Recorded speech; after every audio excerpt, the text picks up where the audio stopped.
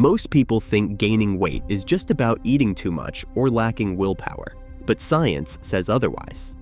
In reality, your body is hardwired for survival, and cortisol, the stress hormone running wild in modern life, is quietly signaling fat to pile up around your belly, even when you think you are just staying up late or handling deadlines. If it feels like stress hijacks your metabolism, you are not imagining it. But what exactly happens inside your body when today's non-stop pressures turn stress into stubborn fat? Rush hour traffic crawls along under gray morning skies. Phones vibrate with unread messages before the first sip of coffee. In the background, a calendar pings, back-to-back meetings stacked until evening. At the kitchen table, a parent scans emails while a toddler demands breakfast, and the clock races towards school drop-off. For millions, this is just the start. There is no saber-toothed tiger lurking in the bushes, but the body's ancient alarm system cannot tell the difference. Every notification, every looming deadline, every late-night email is logged as a possible threat. The mind tries to keep up, but the body is already reacting. Heart rate ticks up, muscles tense, and a subtle sense of urgency never quite fades. The overloaded professional juggles projects and pings, fueled by caffeine and a running mental checklist. Evenings blur into nights as work follows home, and the promise of just one more task keeps the laptop glowing long after dinner. Meanwhile, the sleep-deprived parent counts the hours until morning, bracing for another day of multitasking on autopilot. Modern life rarely offers a true pause. Social media scrolls, news alerts, and the pressure to always be reachable mean that the stress response, meant for quick bursts of danger, now runs on a slow, steady drip. Small annoyances stack up: a missed train, a forgotten lunch, a child's tantrum in the grocery aisle. Each one nudges the body's internal alarm a little higher. For most, this feels normal, but these relentless triggers quietly keep the body's survival system on high alert, shaping far more than mood or focus. Underneath the surface, a powerful biological process is already in motion. Cortisol stands at the center of the body's stress response, a chemical messenger released by the adrenal glands whenever the brain senses a threat. Whether it is a missed deadline or a prehistoric predator, cortisol is the hormone that decides how energy is spent, stored, or burned. This system, known as the hypothalamic pituitary adrenal axis, links the brain, pituitary gland, and adrenal glands in a rapid-fire relay.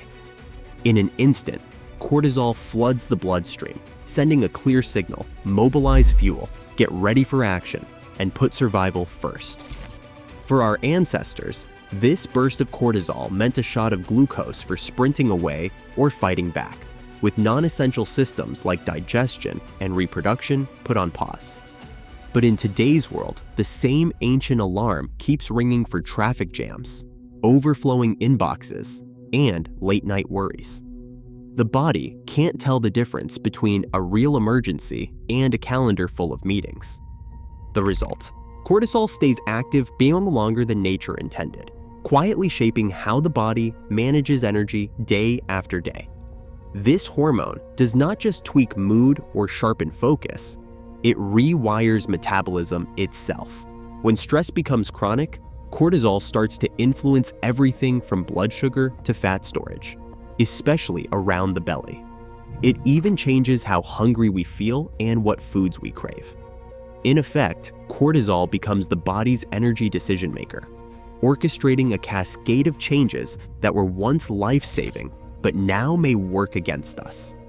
The story of stress and weight gain, it turns out, is really the story of cortisol's double-edged power in a world that never lets the alarm go silent. Cortisol's first order of business is to flood the bloodstream with glucose, a fast-acting energy source meant for escaping danger. The pancreas responds by releasing insulin, shuttling that sugar into cells. But when stress lingers, this cycle repeats again and again. Over time, cells become less responsive to insulin's signal, a process called insulin resistance. Now, instead of quickly burning through fuel, the body starts to stash it away for later, just in case the threat never ends. This storage isn't random. Visceral fat, the kind that pads the belly and wraps around organs, acts as the body's emergency warehouse. It's not just a matter of where there's space.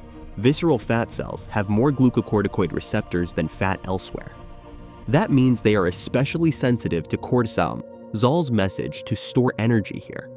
Local enzymes like 11-beta-HSD1 ramp up, converting inactive cortisone into active cortisol right inside these fat cells, amplifying the effect. The result is that even with normal blood cortisol, the belly becomes a magnet for extra calories, packing on fat where it's most metabolically risky. As insulin resistance grows, blood sugar swings become sharper. The body keeps trying to clear the excess, but the message is scrambled. Hunger rises, cravings intensify, and the belly quietly expands, no matter how carefully calories are counted or how many salads make it to lunch. That ancient survival system, built for scarcity, now locks energy away in the most central, stubborn place. Sleep debt piles up quietly, but the consequences are anything but subtle. When the body misses out on deep rest, hunger hormones swing out of balance. Ghrelin, known as the hunger signal, rises sharply, sometimes by as much as 28% after just a few nights of poor sleep. Meanwhile, leptin, the hormone that tells the brain enough, drops off, leaving satiety signals muffled. The result is a double whammy: more appetite, less satisfaction. Late at night, a parent stands in the kitchen, scanning the fridge for something sweet or salty. It is not just willpower running low, it is biology. Neuroimaging studies show that under stress, the brain's reward centers light up in response to high-calorie foods. Dopamine, the chemical behind pleasure and habit, makes that slice of cake or handful of chips feel extra satisfying. Over time, the brain learns to seek out these foods whenever stress hits, reinforcing a cycle of emotional eating that is anything but accidental. But the effects do not stop at cravings. Chronic stress and sleep loss also slow down the body's burn rate. Resting metabolic rate, the calories burned just to keep organs running, drops measurably during periods of stress. As cortisol breaks down muscle tissue for quick energy, the metabolic engine loses horsepower. Fewer calories are burned at rest, even as cravings climb higher. It is a perfect storm: more hunger, stronger reward for eating, and a body that is quietly burning less fuel each day. Nearly half of adults in a 6-month cohort study gained weight, even when many tried to eat less and exercise more. The frustration is familiar. A new diet starts with hope, meal plans are drawn up, and cardio shoes hit the pavement. But as weeks pass, energy dips, hunger grows, and the scale refuses to budge. Sometimes it even creeps up. For 49.9% of participants, average weight gain reached 3.5 kilograms in just half a year, far more than expected from normal aging or holiday splurges. Crash diets and strict calorie restriction don't just test willpower, they trigger a biological alarm. The body senses a threat, ramps up cortisol, and fights back with cravings and stubborn fat storage. Hunger hormones surge, making every snack in the break room seem irresistible. Excessive cardio, often seen as the fix, can add to the problem for those already running on stress. Pushing harder raises cortisol even more, signaling the body to conserve energy and hang on to fat, especially around the middle. The pattern isn't a personal failing, it's a survival system doing its job, protecting against famine, not beach season. Fighting biology with willpower alone is like trying to outswim a riptide. The numbers tell the story: nearly half gained weight despite best intentions. It's not laziness or lack of discipline, it's the wrong battle plan for the signals the body is receiving. A few science-backed changes can help lower the body's stress alarm and shift metabolism in the right direction. The first is deceptively simple: breathing. Slow, deep breaths, especially those with longer exhales, activate the vagus nerve, dialing down the fight or flight response. Within minutes, heart rate variability improves and cortisol levels begin to drop, as shown in saliva samples before and after guided breathing sessions. Strength training is another powerful tool. Just 2 or 3 sessions a week, using weights, resistance bands, or even body weight, help preserve muscle, which keeps metabolism running higher. Unlike endless cardio, resistance work supports healthy insulin sensitivity and does not spike cortisol in the same way. Think of it as training the body to burn, not store, energy. Sleep is a metabolic reset button. Prioritizing 7 to 9 hours each night repairs hormonal balance, reins in ghrelin and leptin swings, and gives the brain a break from constant vigilance. Small tweaks make a difference. A dark, cool bedroom, no caffeine after mid-afternoon, and a consistent bedtime even on weekends help anchor the body's natural rhythms. Nutrition matters too. Magnesium-rich foods like spinach, pumpkin seeds, and dark chocolate support the nervous system and help regulate cortisol. And a surprisingly effective habit is morning light.